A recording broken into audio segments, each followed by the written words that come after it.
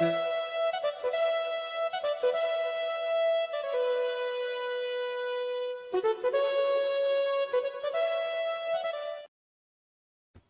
morning all, top of the morning to you, good day, hello, on this beautiful day here in the market town of East Sussex, Lewes. I'm here with the legendary Mr. Keith Hayes today. He's telling us his story, his life story part. What's this, part 4? Oh, about part 4. About part 4, isn't it?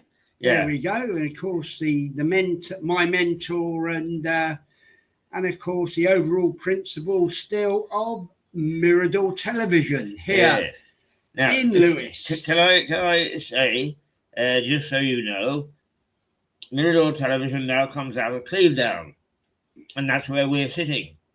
And do you know that we are sitting on the route that Simon de Montfort's troops took on the way into Lewes to fight King Henry III? Really? Yes. If we look out of the window, we'll see them galloping by. We can't open the curtains, can we? You see, you got me, you bugger. You really have.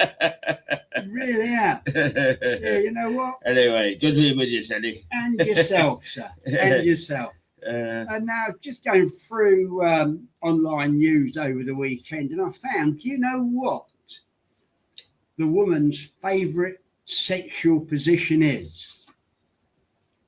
No. Well, it's been voted for apparently on a swingers site. This is not something that I subscribe to. Just happened to find that by accident. I just happened to find it quite by accident, and it just tickled my fancy a bit. Yes. So anyway, it's a position that's called face sitting, adopted by the Swinger Society. They call it face sitting. Now, tell you what, seriously, well funny, I thought. So I'm going to explain it. It's a bit cheeky and a bit naughty for 8 o'clock in the morning, but then it is me. So it's a good way to start Monday. Exactly. But what would you expect from myself? So anyway, it turns out the woman straddles the man's face, placing her private parts over his mouth. Oh.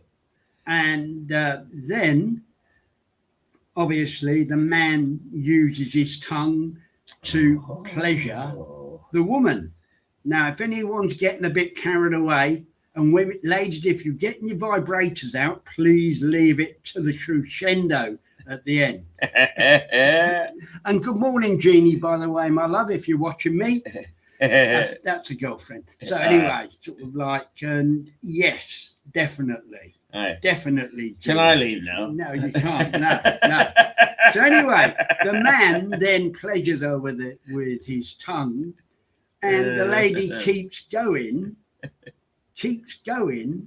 until she's finally satisfied. Oh. Now, apparently, women do get a bit rough with this. It was noted. They said a lot of men's noses have been broken by this technique. But what a way to go. That's all I would say. You know, that for me is pleasure heaven. Yeah, I didn't look at the thing. You got a broken nose. Well, yeah. And you know what? Hence, I've tried this position, and believe you me, my nose was broken through my fighting days in the 80s, so I've never had it reset. So you'd have a job to break my nose. But ladies, if you see me, you want to try it, bring it on. Anyway, moving on. Right, now we are changing the subject back to what I'm here for this morning, talking to Keith about his journey through broadcasting, and now it brings him up through the 90s, passing on his experiences of Gloria Honeyford, A Taste of Honey, of course, and through, and now you early noughties, I reckon, that you probably got this invitation from the Kremlin, presumably, is it? Absolutely, that's right. Yeah. So Please take over from there. I had been to Moscow a couple of times before. Once, while they were still behind the Iron Curtain in 1975. Under Brezhnev. Brezhnev could easily have been. It was in the. It was. Right. If I remember my Soviet history, right. It was.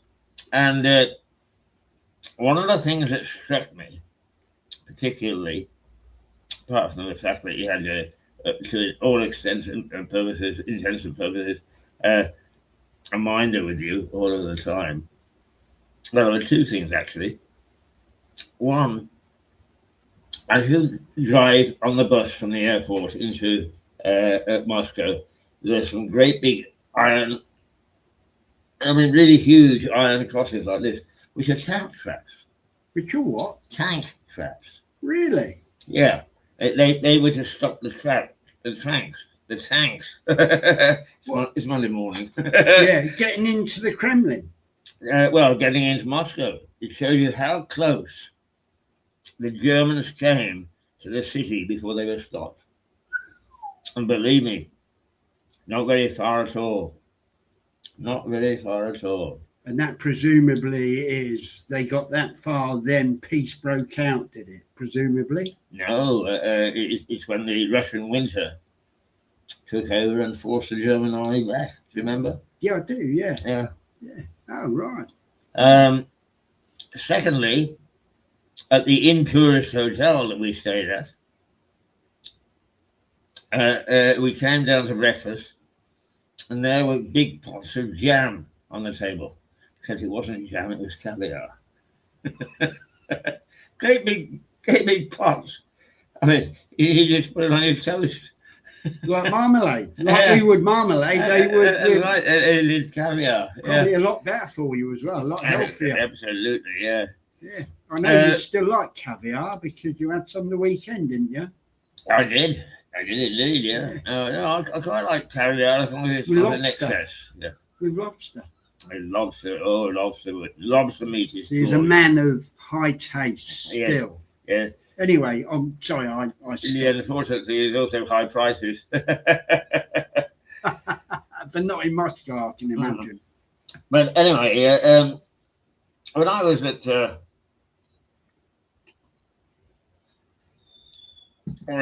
Reuters, I was making a lot of English language programs to send to Moscow.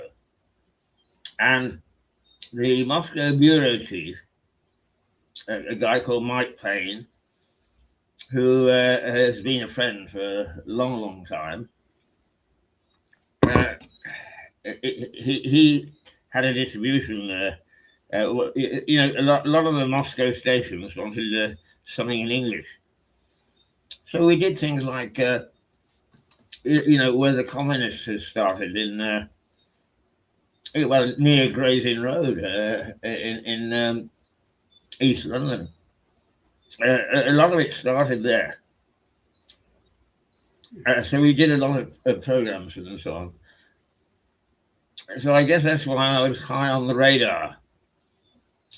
And Mike phoned me and said, look, Russia Today is about to start. They want somebody to train their people. And with your experience from the Reuters Foundation, I thought you might be interested. I said, yeah, I am very interested. So I went up to, again, West London, and met Margarita Simonian, who is still the executive editor. Oh, Russia Today. Yeah. So I chatted to Margarita, and she said, what is it, about March now? She said, you've got to have them ready by early November. March, April, May, June, July, or August, about 5 months. Yeah. It takes 4 years really to get somebody to be half decent But I bravely said, "Oh yes, I can do that." So the next thing I found was myself queuing outside the Russian embassy, and I mean queuing. There's a huge queue to get a visa, and they cut it off. After 1 o'clock, that's it. Come back tomorrow. I'm never going to get to Moscow at this rate. So I said to Margarita, I went to get my visa today. I was going to come tomorrow. Can't get the visa. Go to this address on Piccadilly. Pay 15 quid, which you can put on your expenses. You'll have your visa within 8 hours. Sure enough, that's exactly what happened. In the passport and so on and so forth, ready to go.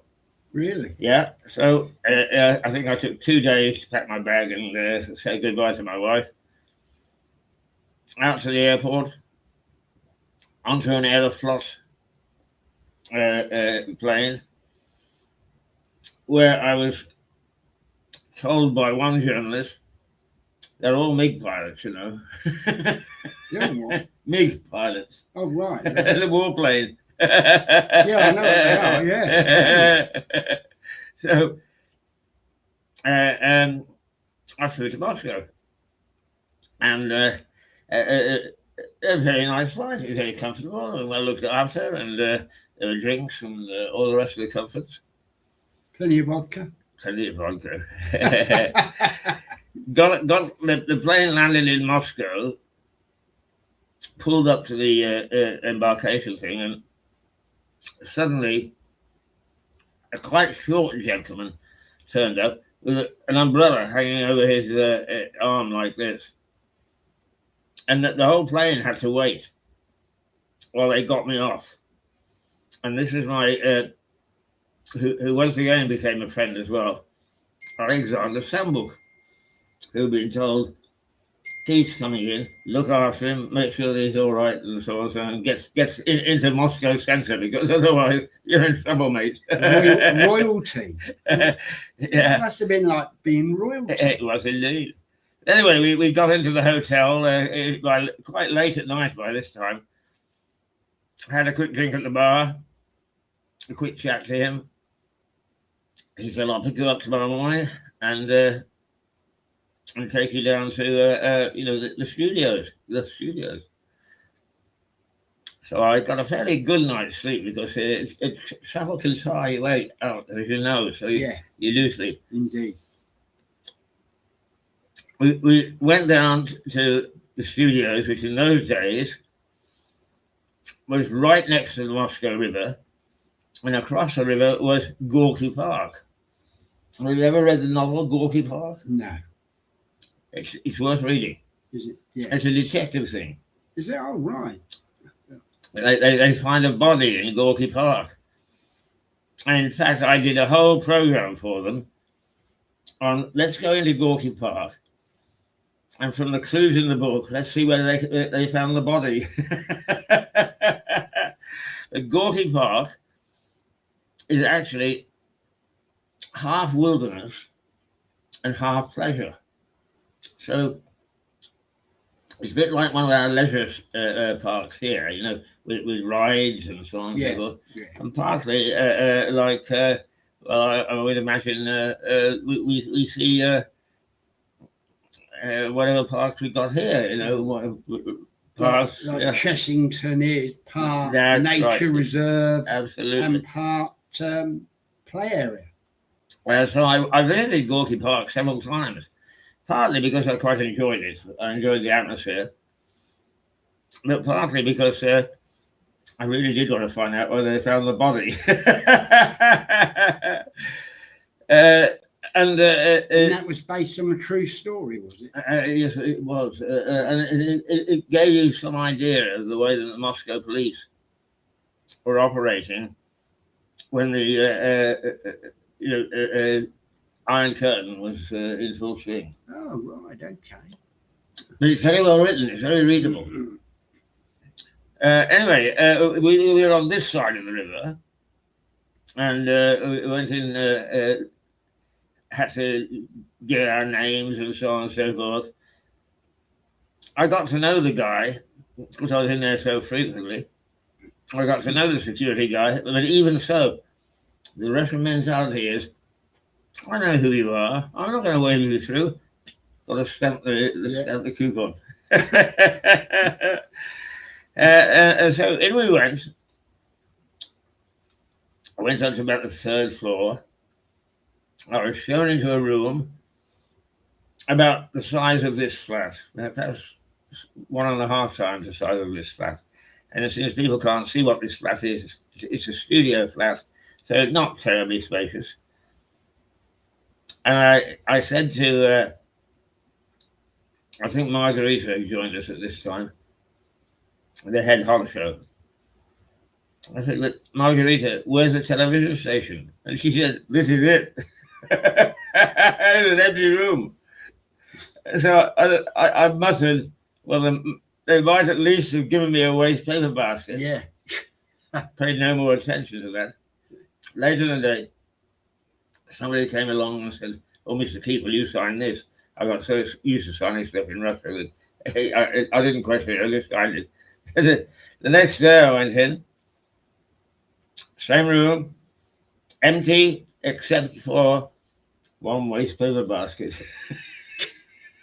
I signed the requisition form the day before for a so that's how Russia Today started. And I eventually managed to get some desks and so on and so forth. And saw my first batch of trainees. None of them had any journalistic experience. They were all from colleges where they'd been taking English as a language. So they could all speak to me, and did. They were a jolly bunch. But television, news, they hadn't a clue. Not a clue. So we started from ground zero, as it were. And an interesting time it was. What I was worried about was getting. You either got a news for nose for news, yeah, or you haven't, and you never will have. No. So I gave them a couple of case histories and was reasonably satisfied that out of perhaps the 20 or 30 young things that I got, and they were all women. All women. That I got, almost all of them were okay. I could teach them to understand the news and the importance of it and so on. And did they speak English? Yeah, all of them. All of them. Yeah. They were just fresh with their certificate to say that they got a degree or whatever they call it there in English. But what I was worried about was, in television, news can be very fast paced. You can have sheets of news coming in front of you, and in those days, we still got it off the wire services. And the wire services would get the initial story, and then as stuff came in, they kept on adding it. So it may be a new zebra crossing has just been installed outside Clevedown, and then everything to do where the paint came from and so on and so forth. So wading through that is not easy. You've got to be able to spot what's important and what's not. Yeah, and find out who you need to speak to. That's right. Now, if they were going to get this on a daily basis, and this is a 24-hour news operation, they got to learn very quickly that they couldn't sit and look at the screen and look at the paper and go. They've got to go very quickly. So, can I just ask a question here? So it was an empty room. Then you got your waste paper basket. waste paper basket. But all very well teaching these students, but was there no infrastructure there? Did you have to put the infrastructure in after you trained the people, or? The only thing that was happening was, in a room next to it, they were starting to put in recorders and that sort of thing. But other than that, no. And actually, I mean, a television newsroom nowadays is a it's marvelous. It has this sort of stuff in it. But how was for them to actually practice their craft on a so people can actually watch a screen at home and keep up with the news? Was that infrastructure in? No, not at that stage. Right, okay, that's fine. Okay, didn't mean to stop you. No, it's all right. You're quite right to do that, because when we're searching our memory, we tend to think that we've told you stuff that we haven't, and then we refer to it. Yeah. I wonder why we get blank stares. Yeah. So hence that's the reason, you know. Yeah, absolutely. As you know now, this is part 4, and you know that I'm naturally inquisitive about most stuff. So I decided, not having met this before, but I looked as if I knew what I was doing.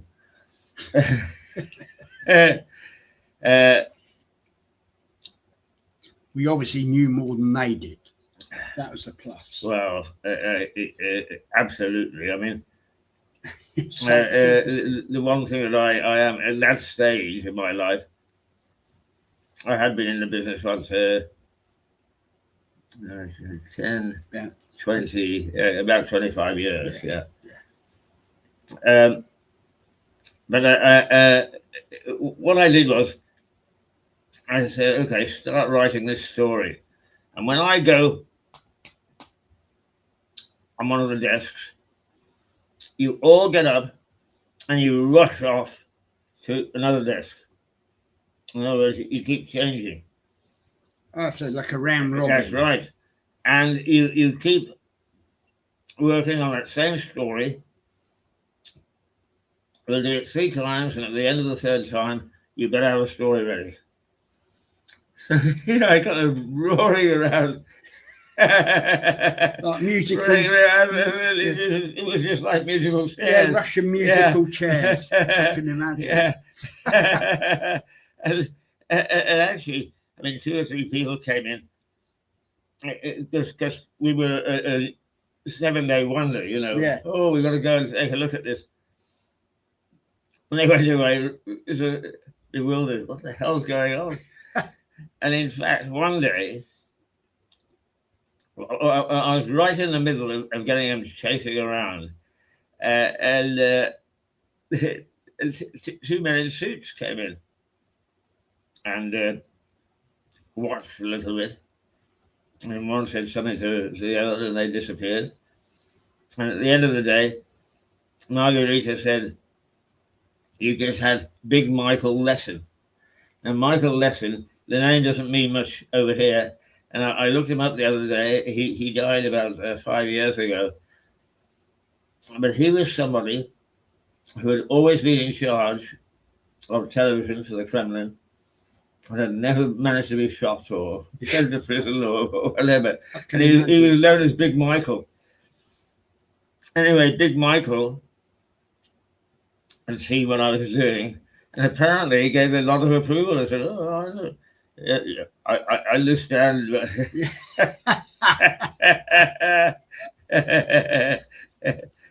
Yeah, I sort of see that, because it must, from an outsider's point of view, coming in, seeing students stopping every now and again and rushing round,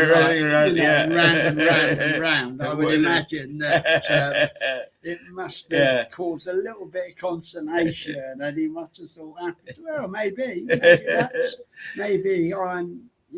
something he's picked up during his experience. As you know, Teddie, in television, you sometimes don't have time. You sit down in front of the screen, in front of the camera, and you just got to go. You are, yeah. And slowly, it was slow in getting to actually achieve it, but they understood why they were doing it. Yeah. And that was the main thing. As long as you got them clued into that, Cool. you were winning. Yeah. Anyway, during this period, I discovered that, as always, you got one or two stars. Of course. And one of the stars, one of the girls who I'd been telling to get around, was, to all intents and purposes, Russian royalty. And that was... in what sense? Well, is that the Russians at the top. I mean, never let the socialists fool you. Well, no. Is we don't all live equally. Well, no, the people at the top still live the way the people at the top. Of course, exactly. Yeah. That's always been for me that's the fatal thing about socialism. Really, no matter what form it takes. You know, I mean, there's never equality, because there isn't. No, you're quite right. But anyway, Sophie Shevardnadze was one of the students. And Sophie was the granddaughter of Edward Shevardnadze, who was one of the reformers. He went and was the president of Georgia, and they had a local uprising against him. And in chatting to Sophie, she told me, she said, I remember being in the governor's mansion, and the mob, she said, and the mob, unbridled mob, the most frightening thing in the world, because there is no control, there's nobody in charge.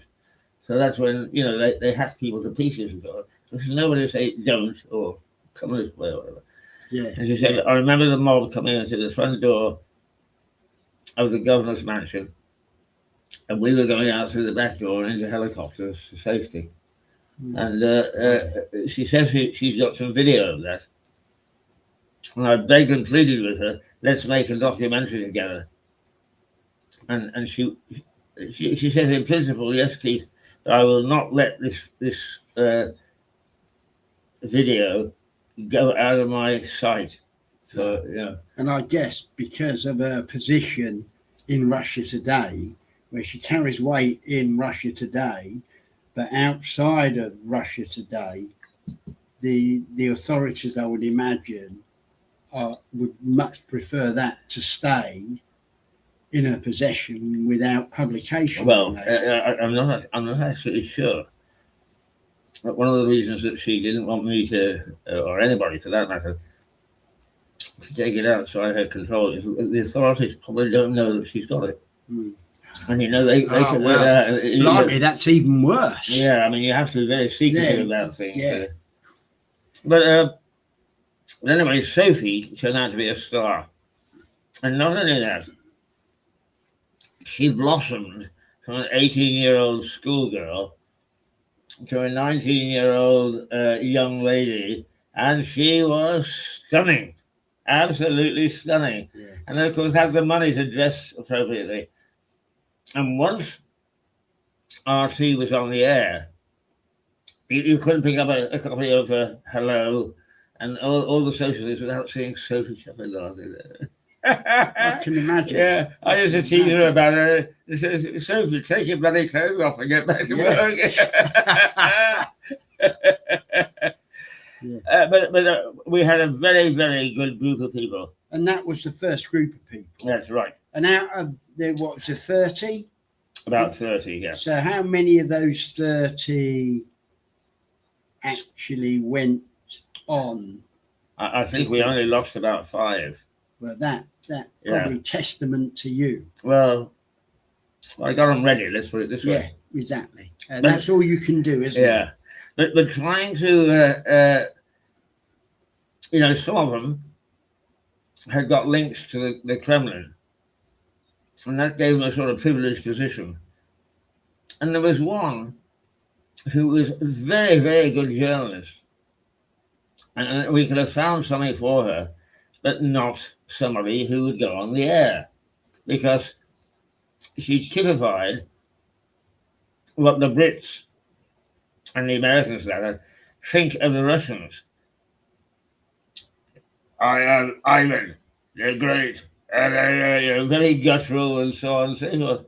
And she couldn't get out of this. No matter what she did, she could not get out of it.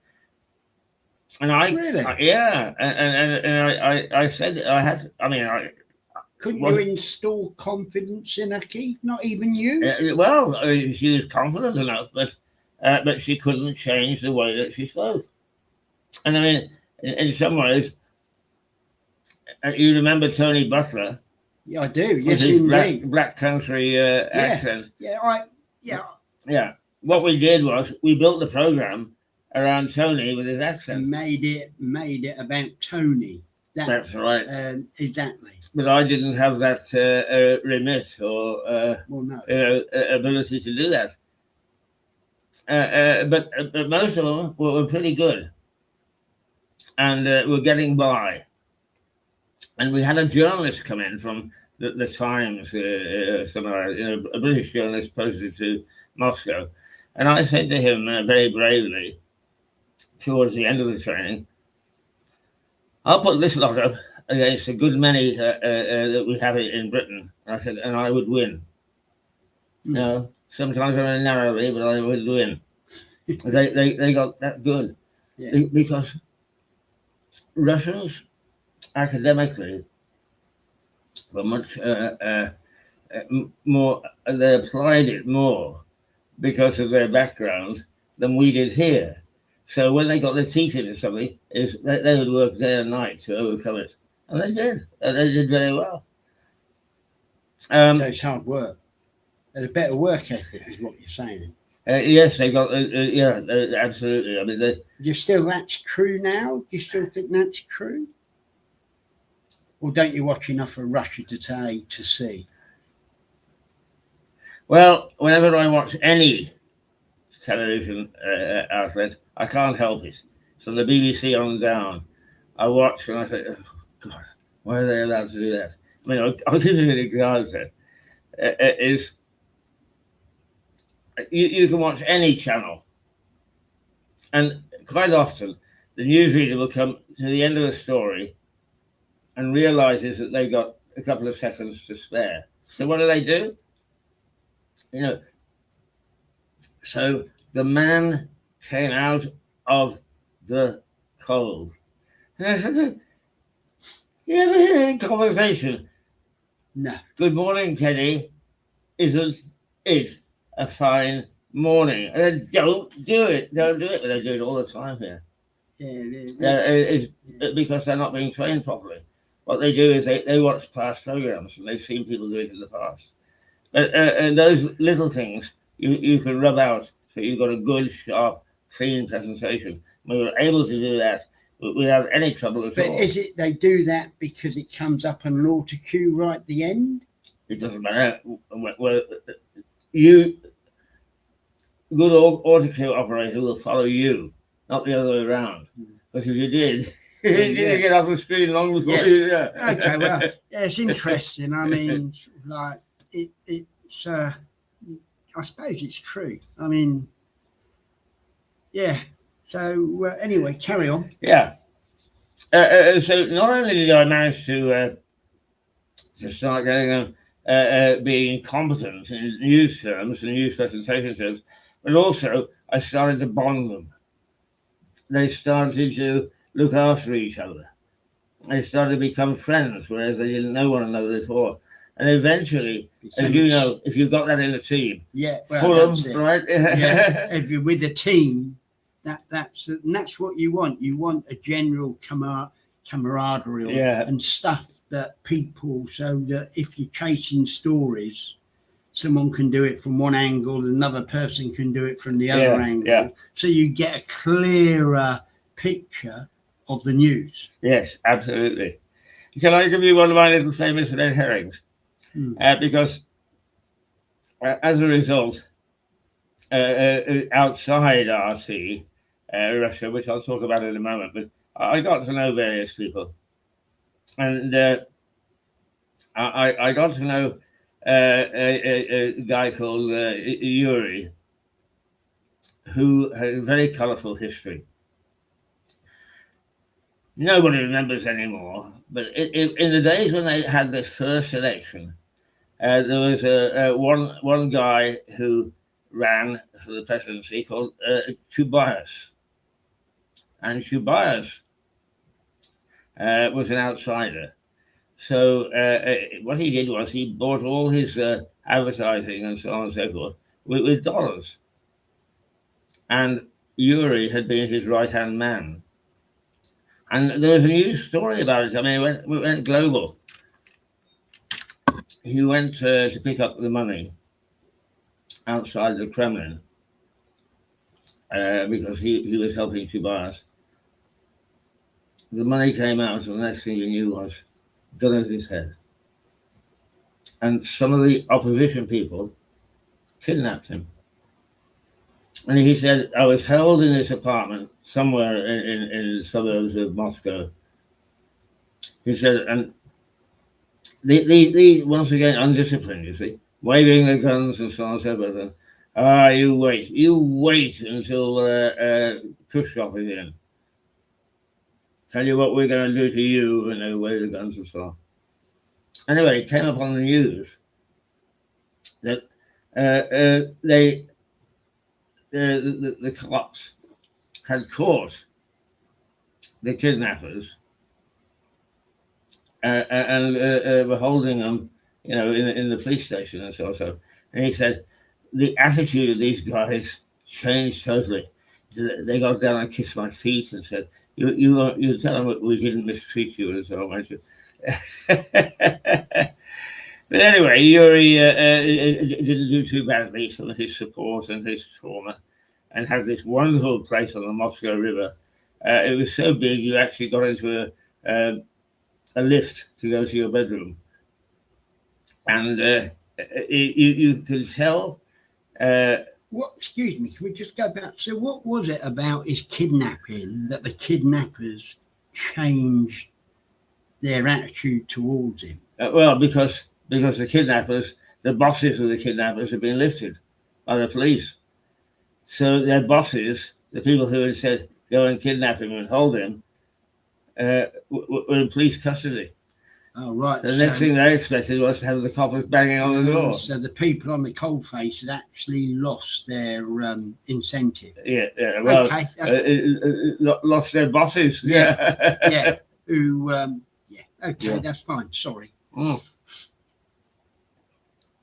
No, it's okay. As always, I value your interventions. Now, what was I? Oh, yeah.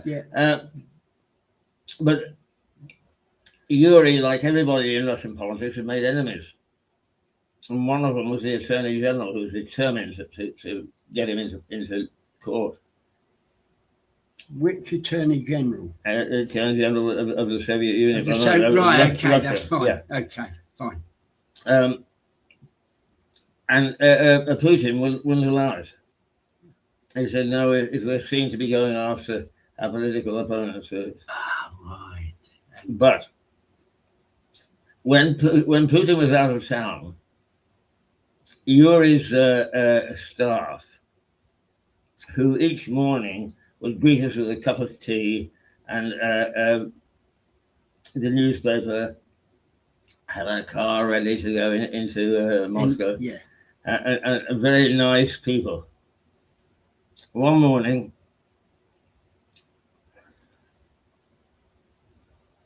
hard face, what the hell's going on here?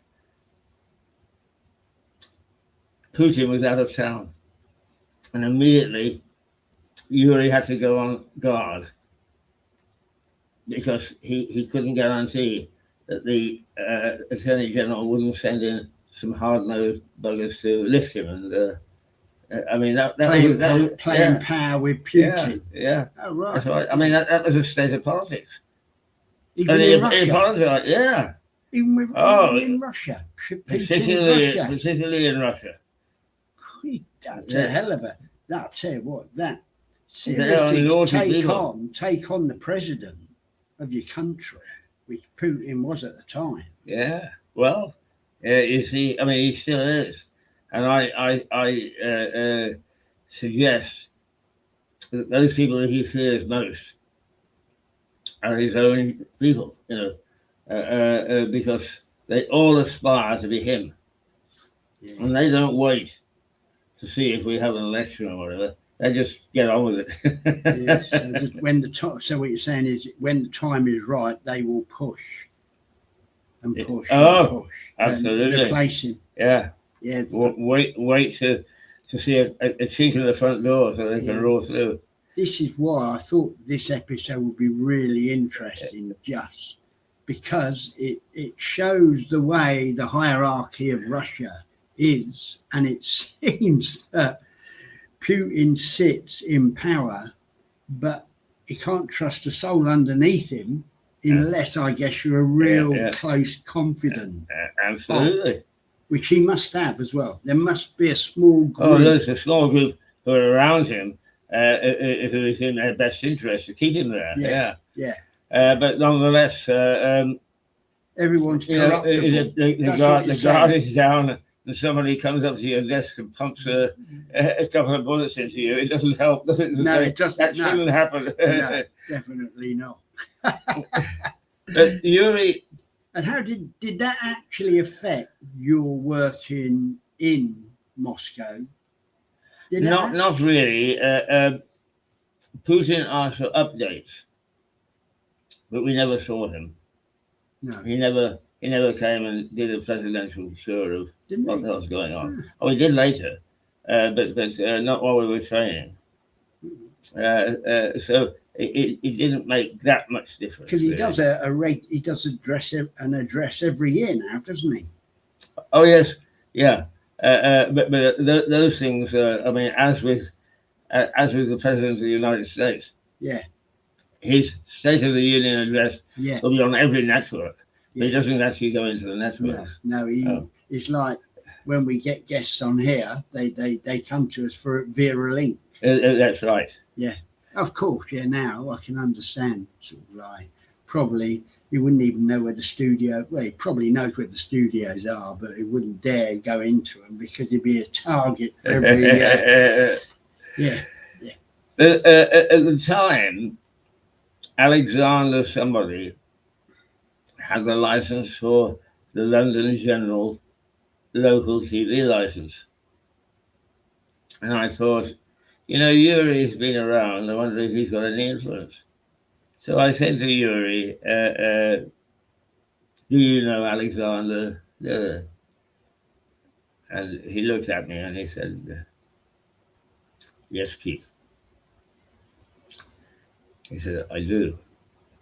But I know what you're going to ask, and I will be absolutely no use to you because I once hit him in the mouth.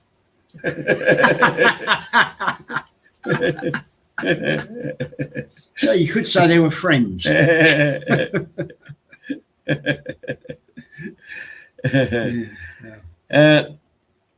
the contrast between what Yuri was living in, palatial thing on this Moscow River, and the guy who met me on the train, on the plane, Alexander, couldn't be more marked.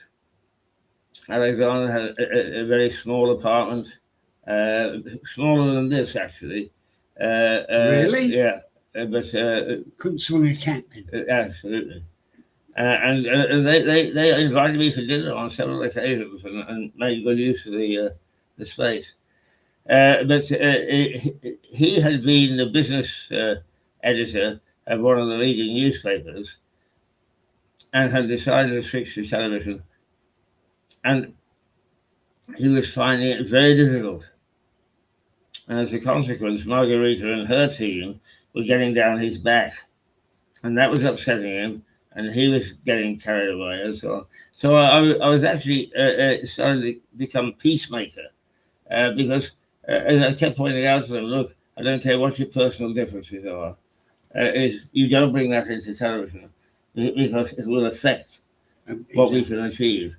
And believe me, your boss isn't going to react very gently if you don't deliver. Well, of course, Yeah. And plus, when you're working generally in any situation, you can't bring your outside life into work in general, No, in my experience. What happens outside of work has to stay outside of work. Absolutely. But the next batch of trainees, a young lady came in, and she's obviously Oriental. And I thought at first, because some people from Siberia and the steppes look Oriental. Obvious. And anyway, she was Hay Lee, and her father was a commercial attaché at the Korean embassy in Moscow, and she was good. She was, and she never done anything before, but she just seemed to take it like a duck to water, and she is now one of Mirador's contributors from time to time. Oh, And we really? want to know what's happening in North Korea. Say, hey, could you do a little?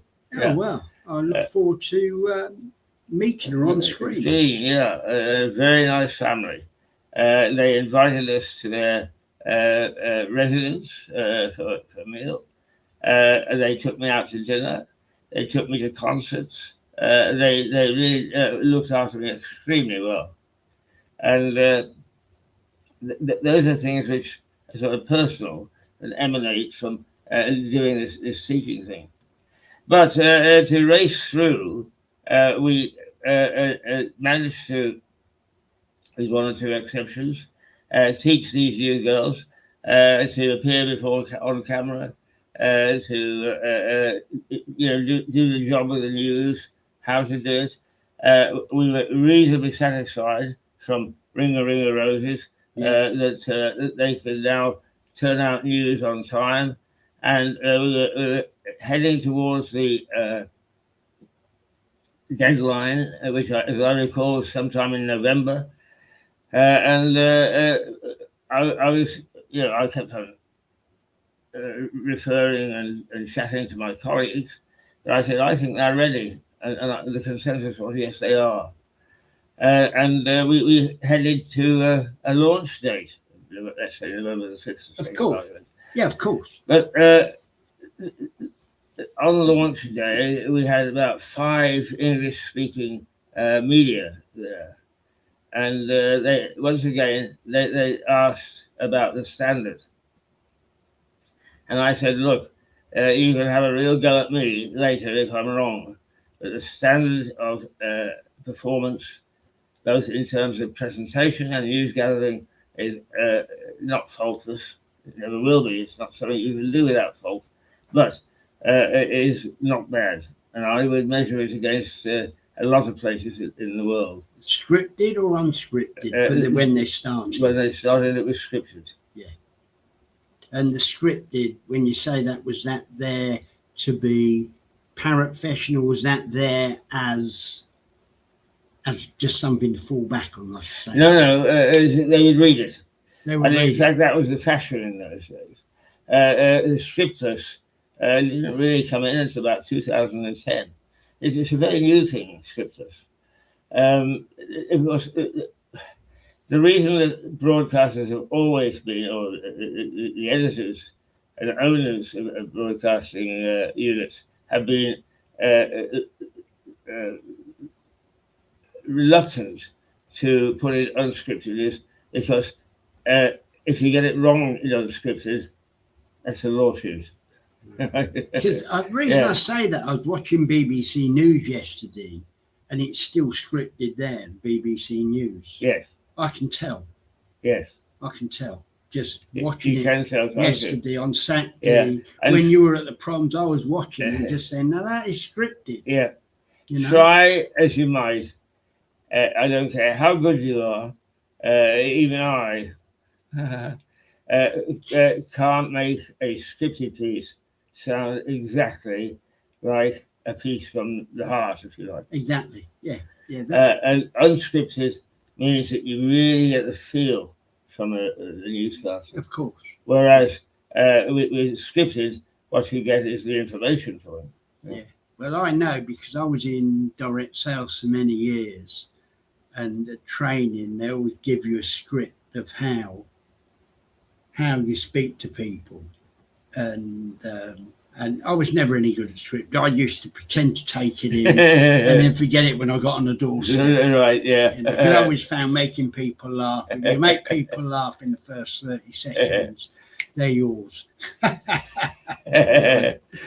And hence, that's the only reason I watch it. I was watching it Saturday when you were watching the proms, and I said, that's all scripted. All the news channels, even GB News, which is my favourite news channel, but even that's scripted, you know.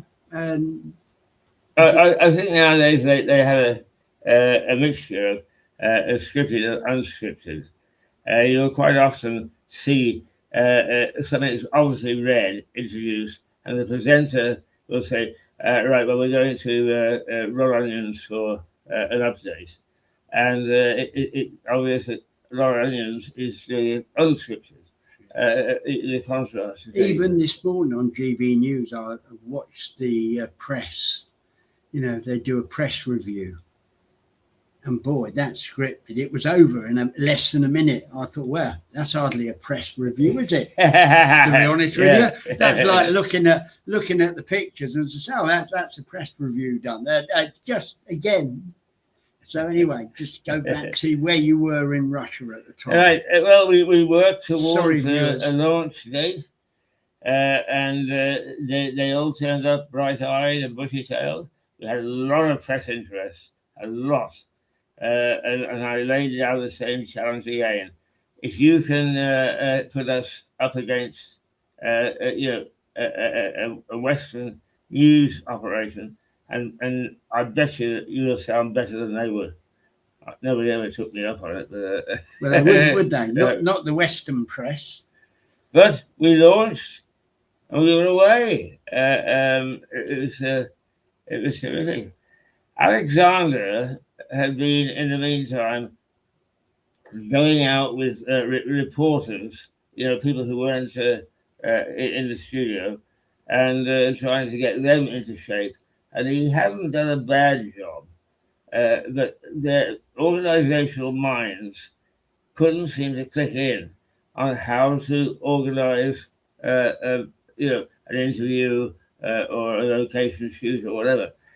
So we had a wee bit of trouble with that to begin with, but eventually they caught on. Experience just helps, I guess. Yeah. Just experience. As you get more experience with anything, you find ways of coping better, I suppose. That's right. The other red herring is flip forward to 10 years. And I got an email from Russia today saying, "God, we've been looking for you, Keith, and we couldn't find you because we were 10 today." And apparently Putin, Big Michael, and I think, who did you say? Alexander? No, there's a Yuri? This was somebody who had served as president. Came with Putin. Yeltsin? It would have been Yeltsin, except he drunk himself to death by that time. Yeah. But anyway, they had turned up to take a look at, as Yeltsin, so Putin said, let's see where my money is going. And so they had taken a tour. And partway through the tour, Putin said, who is responsible for all this? And he said, we didn't know whether we were all going to be locked up or given a medal here in the Soviet Union. So we all looked at one another and said, which Keith Hayes. He said, Sir Putin in his office, a little note scribbled, "You started RC, so if bloody thing goes wrong." Exactly, yeah. Your name's on the list. Yeah. Welcome back to Russia. But it was very interesting. So Teddie, they because actually sent you an invite to the 10th birthday, yeah, and you didn't go. I didn't get the invite because they didn't have an up to date.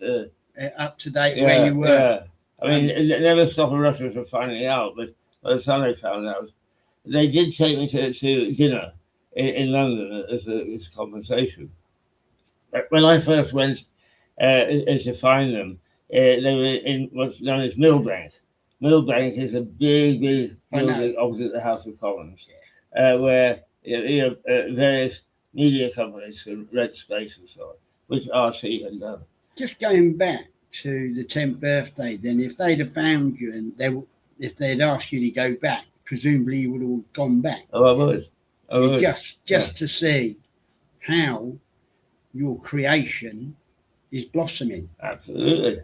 Because it was your creation, effectively. Yes, it's all intents and purposes it was. It was, you know. So, that you know, them to actually get some recognition. I suppose you got the recognition by them trying to find you. Yes. So, anyway, I went to Millbank and it's a joint reception. The reception for every officer. So I said, the rest of the day, please. Yes. Who shall I say is calling? Tell them it's the man that started them. And she did. The reception said, it's a man here who said he started your operation and he's come to visit you. And the next thing I knew was a lady called Olga Torbiva, who was one of my star pupils, came roaring through the doors, threw her arms around me and said, "Oh, please, please, please." She said, "I'm in charge now of the bureau in London." Brilliant. Must have give you must have give you so much pride to see somebody that you started as a raw recruit to be at that sort of level. Right into that level, yeah. So anyway, Russia Today then, I used to have big debates with Margarita about the angles that they took. And I could not, she said, that's editorial control, Keith. And she said, that's the way we do it. And I said, well, yeah, Margarita, it makes you sound very biased. I think you've got to work on that. Yes. And unfortunately, they didn't. And Russia Today was banned from the UK. Well, yeah, I can understand the Russian psyche about making it sound positive for Russia as opposed to, you know, because the state, from everything I've read, the state is the law, and what they say goes. That's right. And not just Putin, but before him as well. Yeah. Even Gorbachev, when he created, you know, Russia becoming more West friendly, even Gorbachev, I'm sure it was the same even then. They don't change the system. Well, no. I mean, I met next from the Duma, which is the Russian House of Parliament, and they very much reformers, but they go by rule of law, and I approve of that. Rule of law is important for any society. If you don't have rule of law, you've actually got anarchy. You do, without a doubt. Yeah. Without a doubt. Yes. So that's my. And how long were you in Russia for? Over a period of 3 years. As it's 2 months here and 2 months there. Did a lot in 3 years. Yes, we did. You know, you really did a lot in 3 years. Now, so I also pay tribute to a lovely lady, Rosie Hayes. No relationship to me. Once again, somebody who appears on Mirador. But Rosie came out as a trainer, and she is a cracker. She's a great journalist.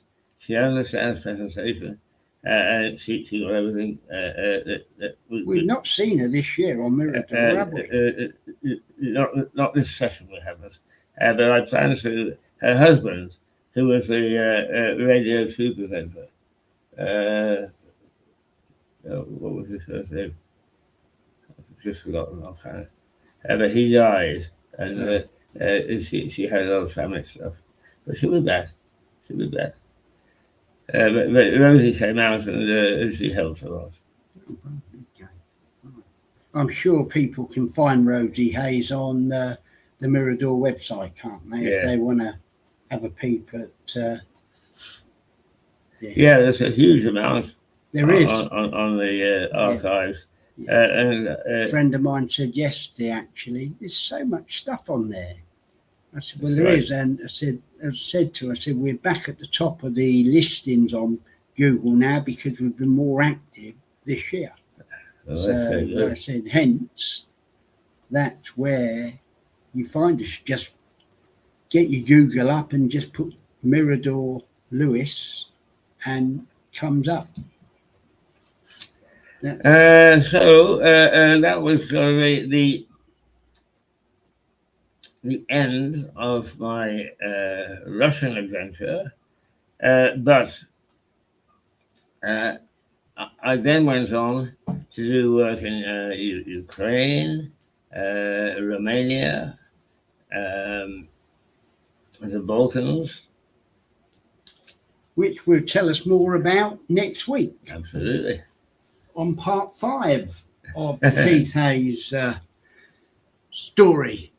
Good heavens! If you stay, we've been going for a minute. I mean, an hour. Do you know that? Yeah. Now stay with us, viewers, because we've got another interviewee coming up. The extraordinary lives of a gentleman called David Rickman, who you'll find all about. We'll be back in about, I don't know, when he turns up. But in the meantime, I'm going to sit down and have a quick news review. So don't go away. Oh, you're going to do that here? Yes. Yeah. Well, not anywhere else. Oh, I shall hand over to you, my dear chap. Yes, indeed. Right, there we go. Hold on a second. Let me just get that up.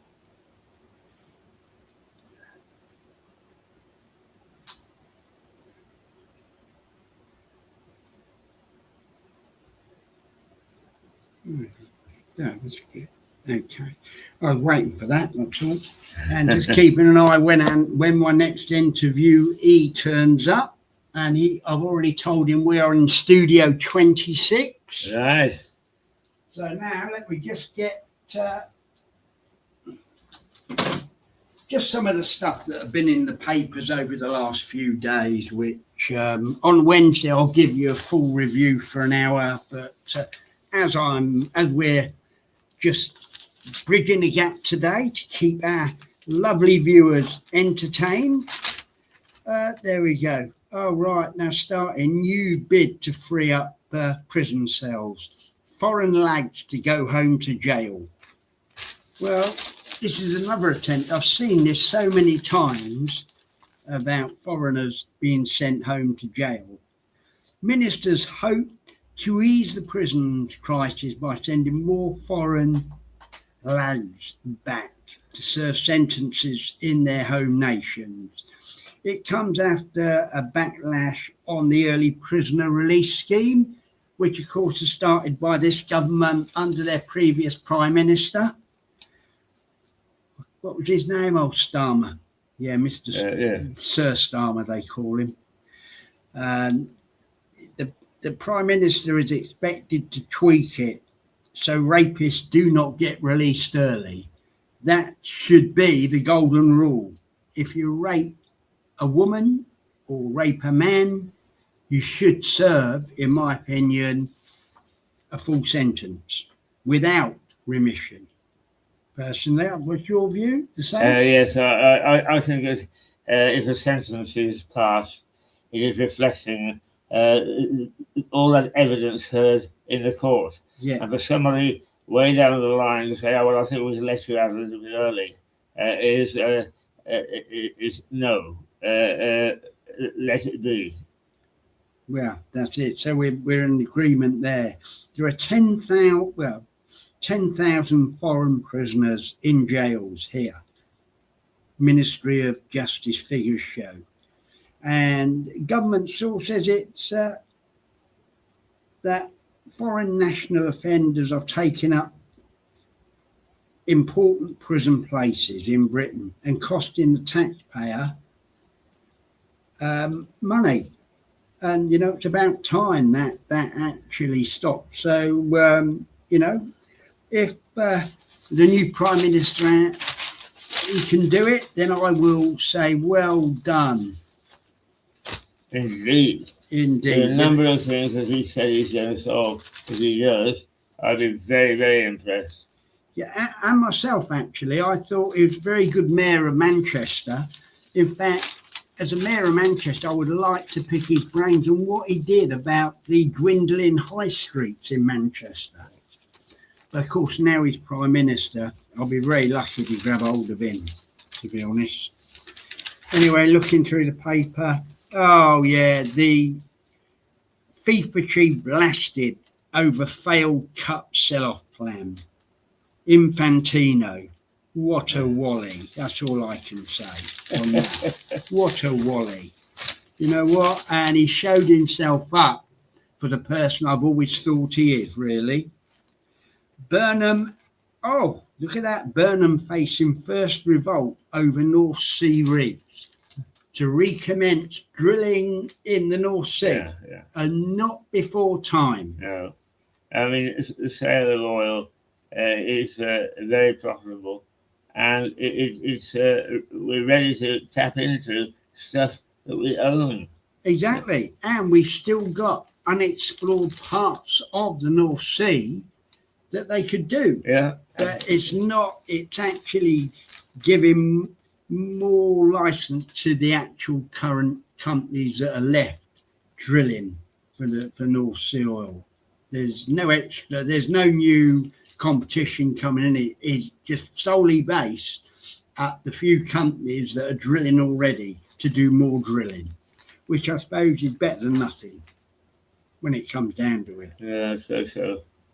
This carbon friendly rubbish that, sort of like just a joke in my opinion. And here we go. Oh, look, we've got a story here on Strictly.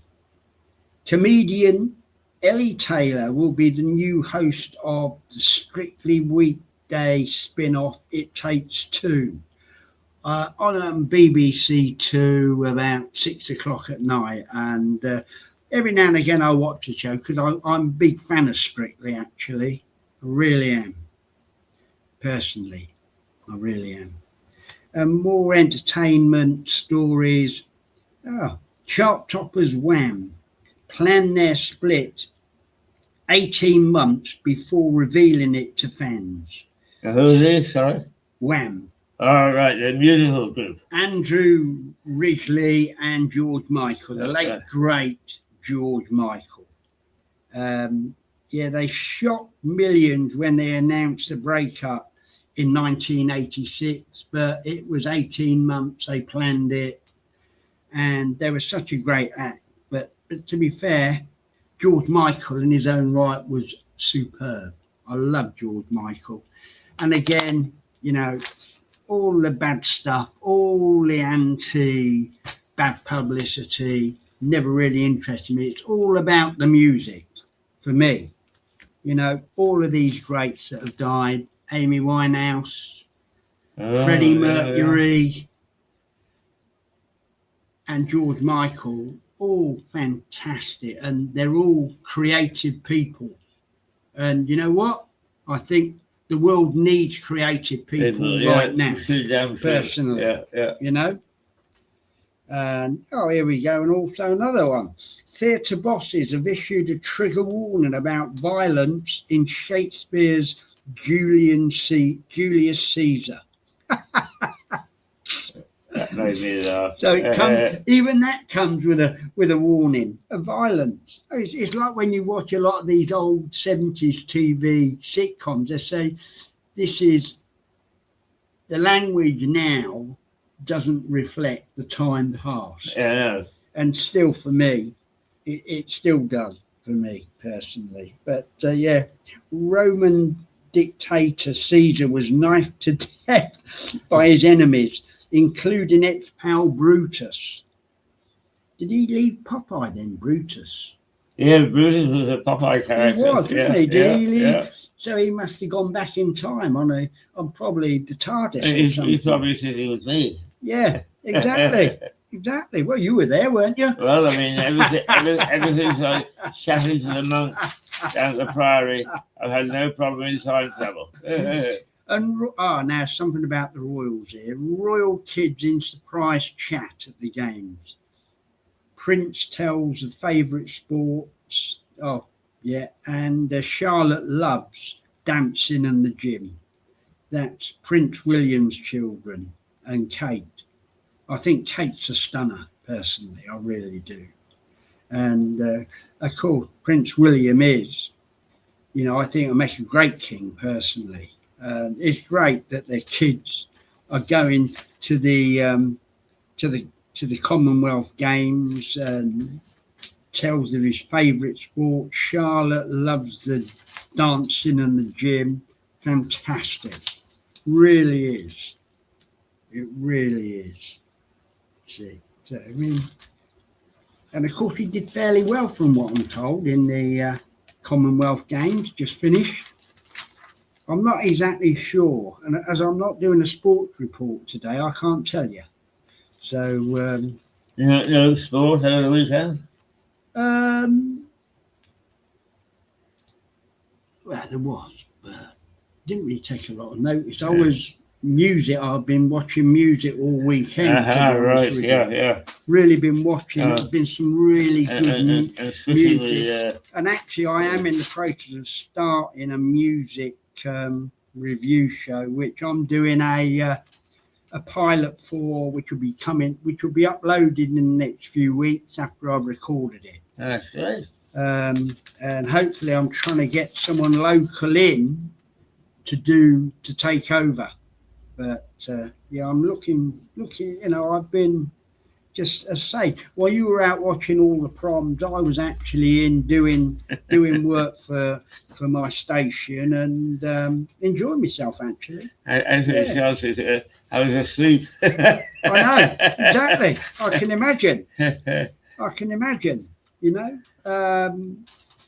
Hello, what's this? Flying saucer missed by plane. No, I didn't see this. That's a good story. Yeah.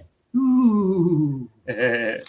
If any aliens are watching, we've got your number here.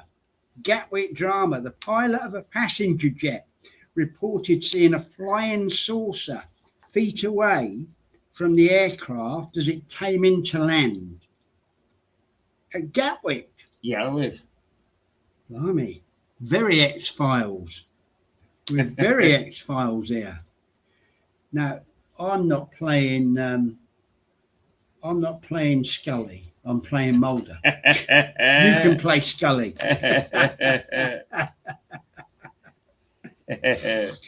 Anyway, the crew of another plane told investigators a drone had come so close they could make out the markings and see its propellers. So a flying saucer incident occurred in April as the Airbus prepared to touch down at Gatwick. A report by the investigators at the airport's board revealed it reports that descending and turning left, the disc or flying saucer type suspected drone was seen flying very close in the opposite direction, the same level to them, past their right wing. And seriously, that's a problem that airports have got now with people. UFO doesn't necessarily mean little green men anymore. No, it doesn't. No, the way drones are actually, and people so irresponsible, people that have got drones and flying them over airports. You're asking for trouble, really. Yeah. And it's going to cause a serious accident. So if you're one of these people that fly your drones near an airport, don't. You've been told by Mirador, don't do it. So that's a couple of things. Parents are being offered free tracking devices for children's teddy bears when they fly with EasyJet. Right.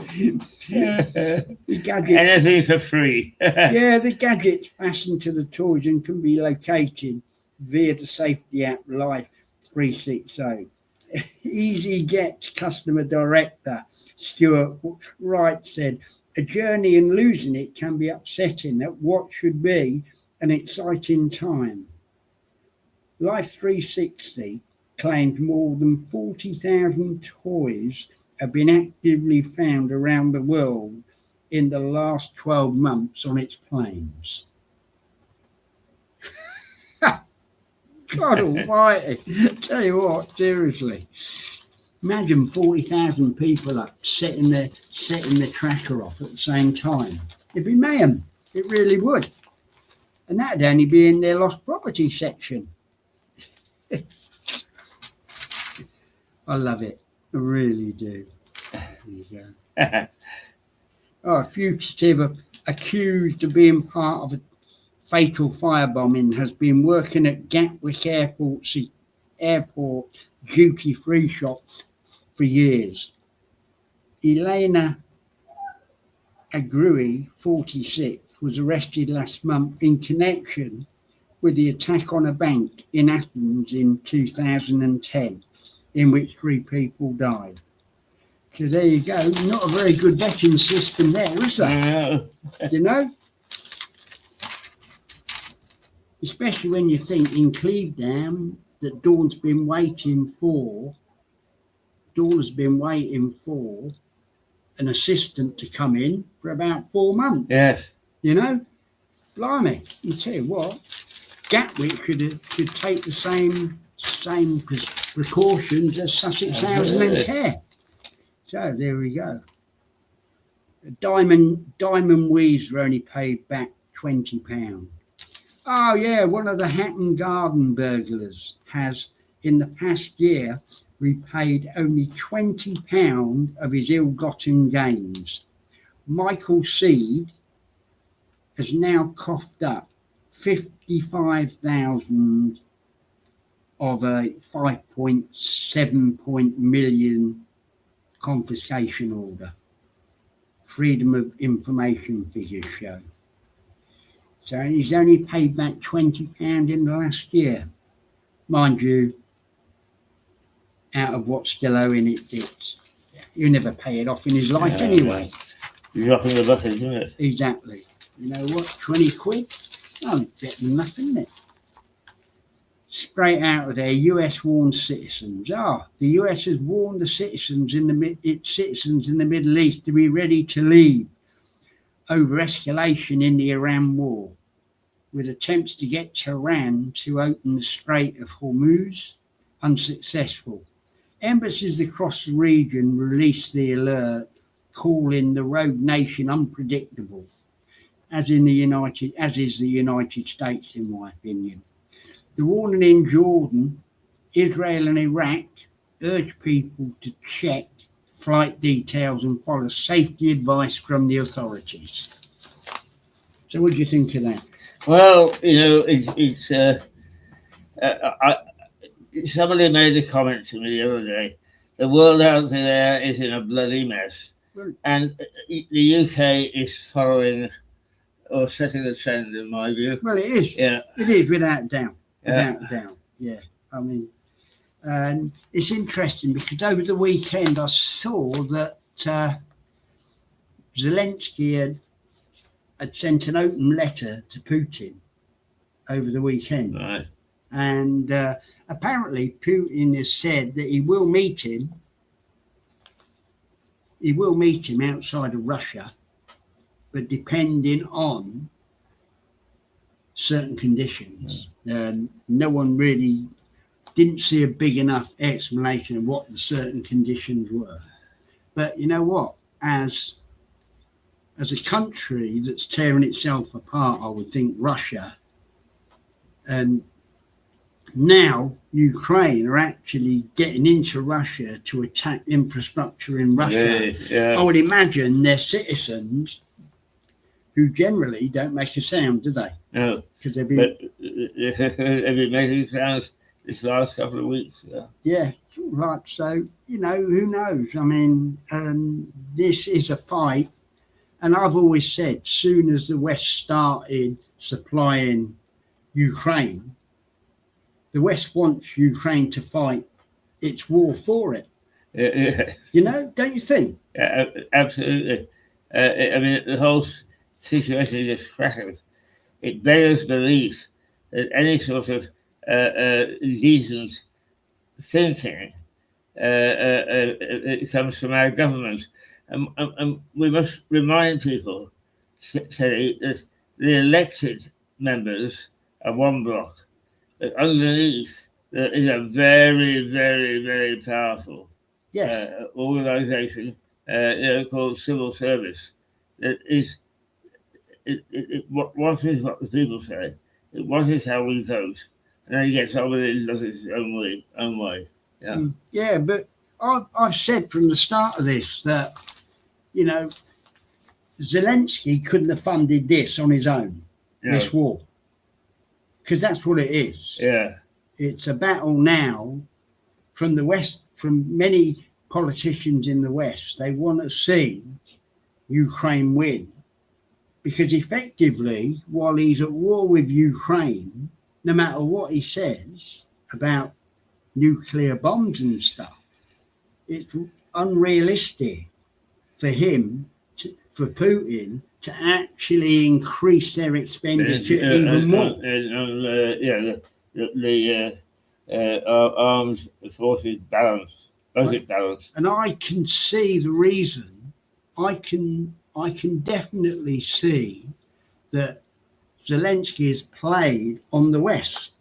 Oh, absolutely. He has. For me, I would say he's as much of a war man. And I've said this from the start of the war, that Zelensky is as bad as Putin.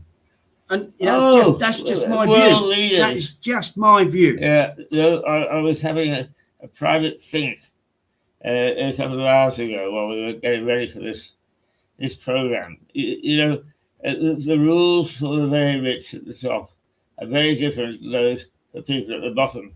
And because there's no structure to the people at the bottom, that's when they become dangerous, because like a mob, of course, right out. Exactly. And I do believe, soon as the West got involved, because Boris Johnson was one of the first to actually offer the assistance to Zelensky, and it's because our politicians don't want to face a war with Russia, because such is Russia's might, which it is. Well, I mean, all the hard up Russians have still been paying for Putin to actually supply. As bad as it gets for Russians, they don't have the same say over there as we do over here. But one of my colleagues, I think you probably know him, said about the Russians and our budget is they are very good at times of stress at making things like purses and mosquitoes, moccasins, that sort of thing. They're very good at that. Yeah, and they can easily flood the market. And for me, I that's just my view. That I don't think Zelensky's a lot better than No, sorry. What I meant to do is to say I don't trust any leader. Nor me, I don't either. No, I don't. I'm not a politician, really. I could honestly say I vote for. Yeah. And that includes, by the way, Reform or anybody else for that matter. And just having had the problems trying to get older politicians for my forthcoming debate on the state of the high streets. The politicians, for me, just really showed their true colours. Whether, no matter what the level is, whether it's a town level as town councillors, or whether it's up there in the offices. Yeah. And what you said about civil service is right. The civil service really does run this country. Yeah. And it does. I mean, one must ask, who is the civil service accountable to? And there's only one answer to that. Is people like Teddie and myself. In other words, media. Media, exactly. Yeah. Now, you know, we're not angels, and we've got good media and bad media. So if it points towards bad media, you exacerbate the situation. Yeah.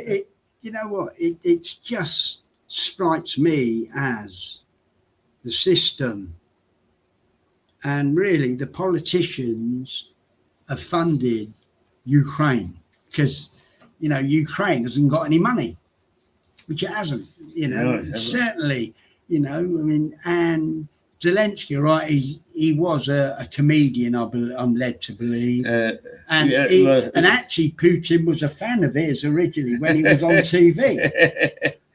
He was a fan of his actually when he was on TV. Yeah. He was, you know what, and it's true.